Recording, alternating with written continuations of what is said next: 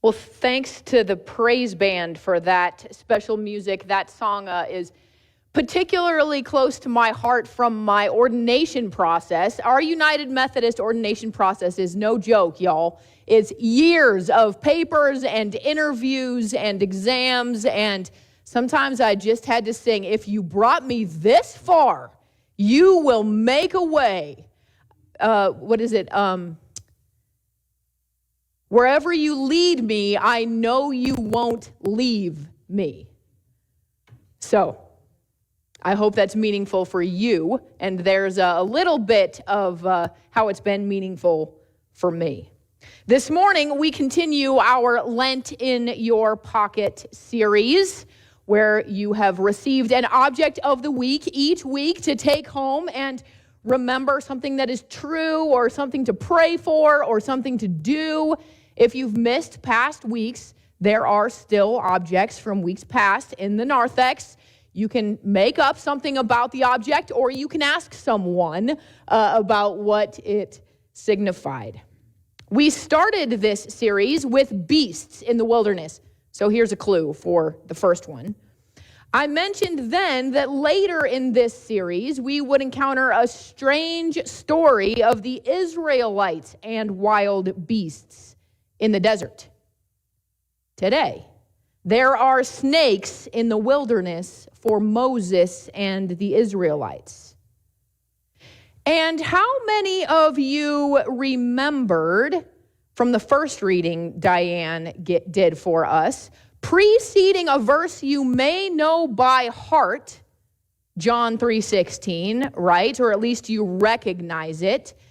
The preceding verse mentions Moses lifting up a serpent in the wilderness. These two passages are related thanks to those who created the Revised Common Lectionary for us. They put them together for today. The Israelites in the desert faced many perils and judgments from God. And one time, many poisonous snakes came upon them and bit people, and people were dying. They asked Moses to help, and Moses asked God for help.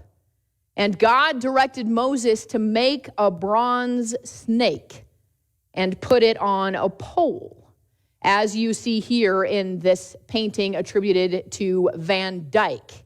It's a classic, for one thing, and it's also in the public domain, so I didn't have to worry about getting permission to live stream it. So there's an illustration of this passage for you.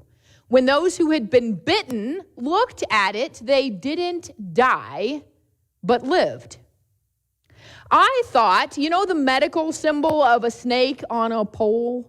I thought it came from this passage, and that is likely part of it. But turns out snakes are symbols of healing in multiple cultures and stories. Asclepius, I'm not actually sure how you say his name, but the Greek god of medicine carried a snake entwined staff with him. Here's a partial statue of Asclepius from approximately 160. Asclepius was said to be able to cure all diseases and to even provoke Hades to resurrect the dead with snake venom and otherwise use it as a poison or a healing drug. The blind Roman Emperor Theodosius is said to have regained his sight when a serpent placed a stone on his eyes. In some African folklore, snakes are associated with the spirits of the ancestors, who have power to aid or thwart those who are living. That snakes shed their skin and start fresh can be a symbol of regeneration or healing.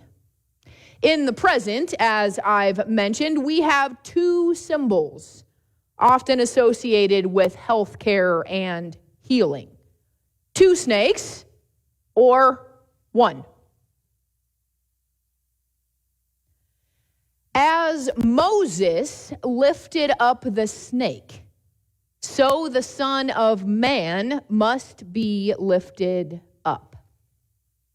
A snake on a pole foreshadows Jesus on the cross.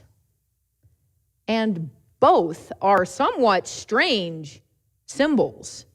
Symbols of suffering for salvation? What might kill you might give you life? Well, where do we get the antidote to snake venom? Snake venom. In death, there is life. In suffering, salvation. In pain, hope. These passages teach us not to look away, but to keep our eyes on the salvation in the suffering, the life that is present in death, the hope present even in pain. The Israelites had to look in order to live. You might recall that I was out of the office for my first set of office hours a week ago. Our presenter for the Boundaries training we received last week as part of our clergy gathering began with a James Baldwin quote. "Not everything that is faced can be changed, but nothing can be changed until it is faced." Surely Baldwin had his own things in mind when he said this, and our presenter meant we need to be honest about the abuse that can and does happen in churches so we can stop it. More generally, perhaps we can live more fully if we face squarely the things that threaten to kill us. Perhaps we can live more fully if we face squarely the things that threaten to kill us, keeping our eyes on the hope as well as the harm.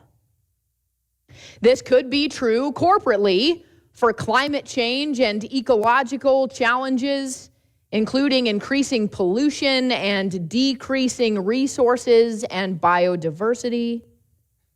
This could apply to gun violence as something that surely is killing us.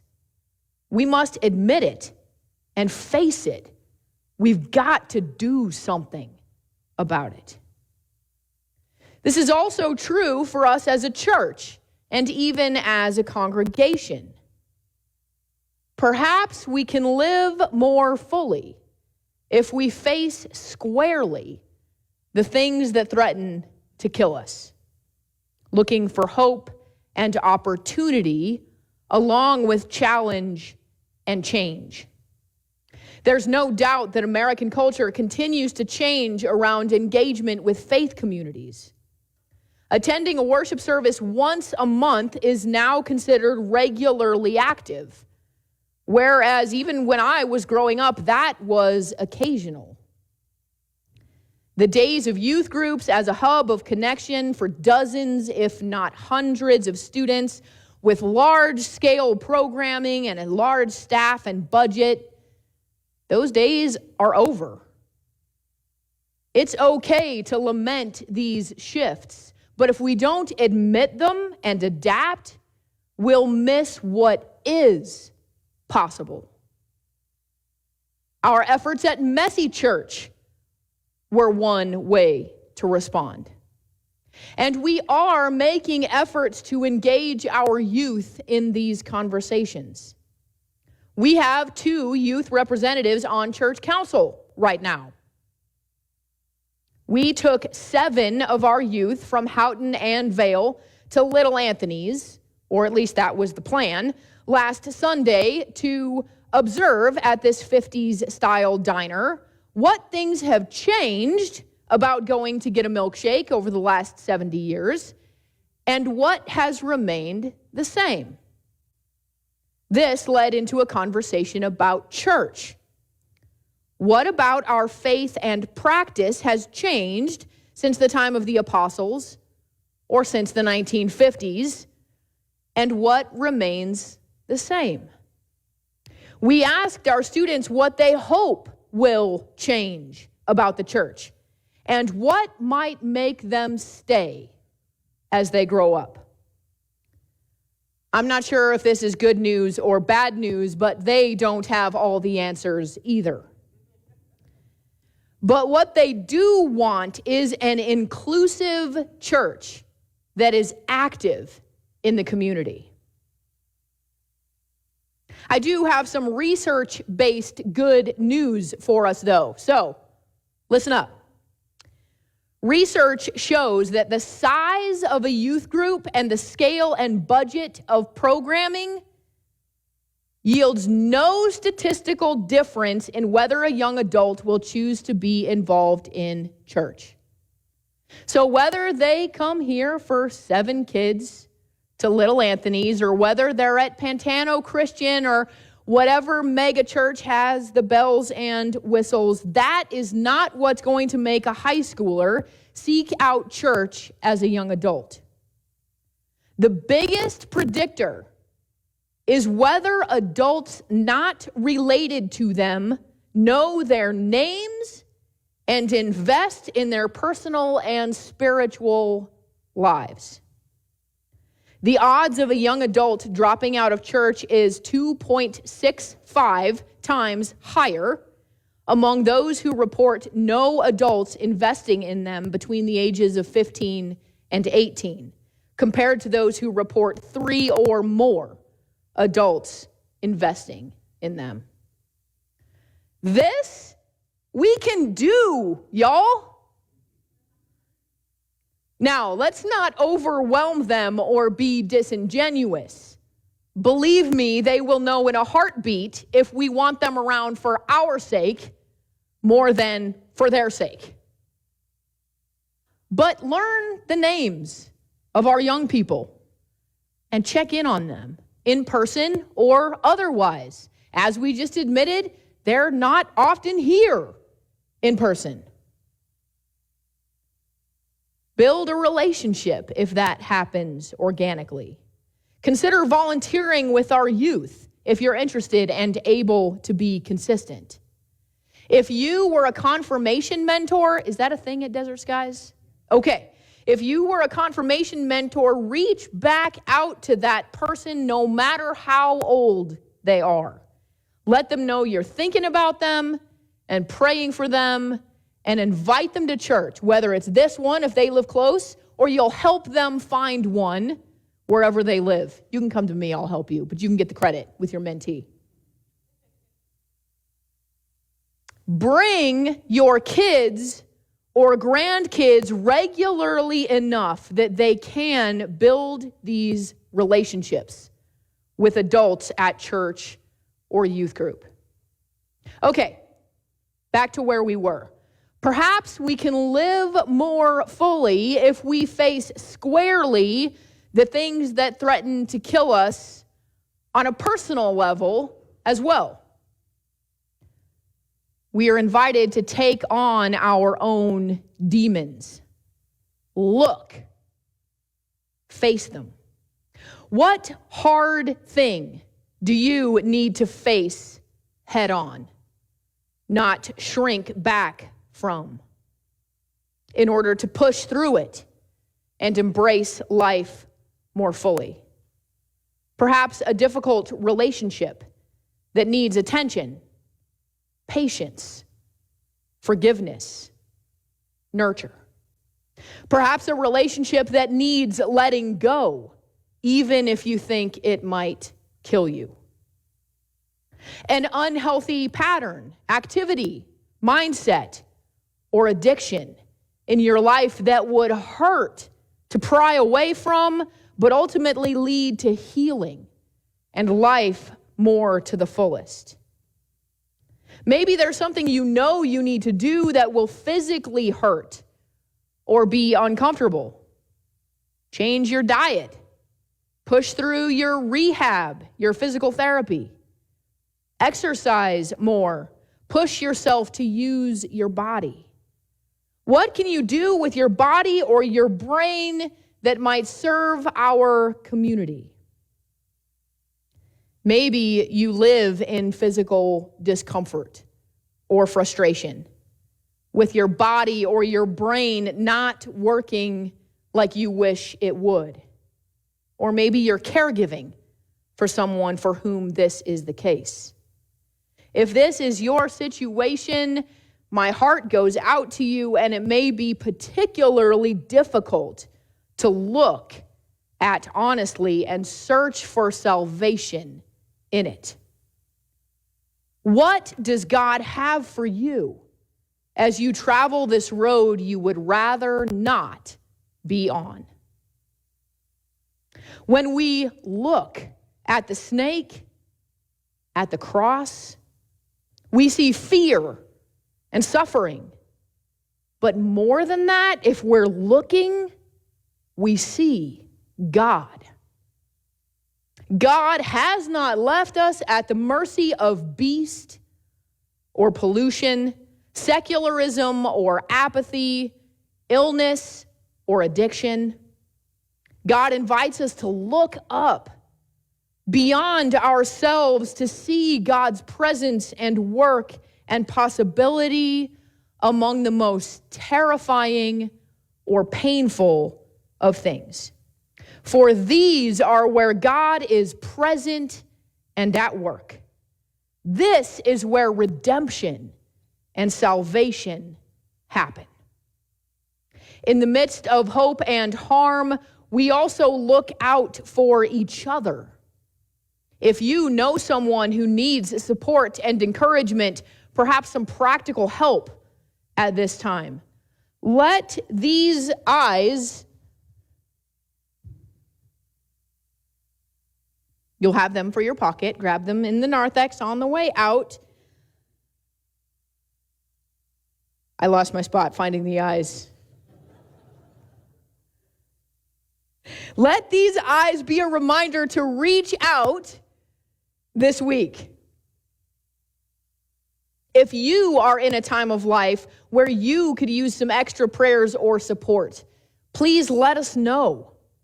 One reminder in these googly eyes is that we at Desert Skies see you. We want to see you, to know how you're doing, and don't forget, God sees you. If we're not seeing you in person, the camera is looking at me. Great. If you're live streaming and not in person, this will take extra effort. Make sure you get the Skyline and our prayer chain emails. Give us a call or an email. Be in touch so we can know how you're doing, so you can help look out for others, even when you're not seeing them in person. So friends, this week our googly eyes don't look up to heaven in a pie in the sky, seeing God hanging out far away kind of way. They do look up beyond ourselves and our small piece of the puzzle from a few weeks ago.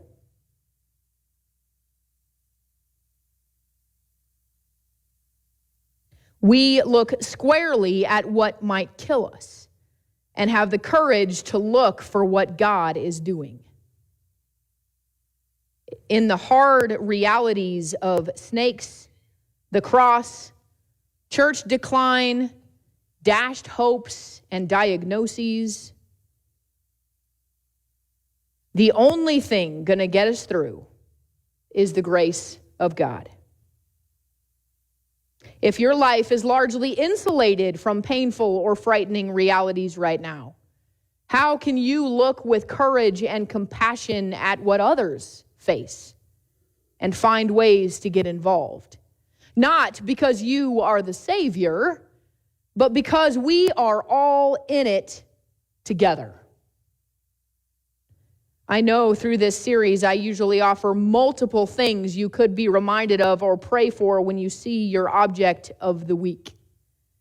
My hope is that one will resonate with you and you will take hold of it. Or perhaps even more than one. You have a whole week, right? When you see or feel these googly eyes this week, Remember that God sees you and has not left you.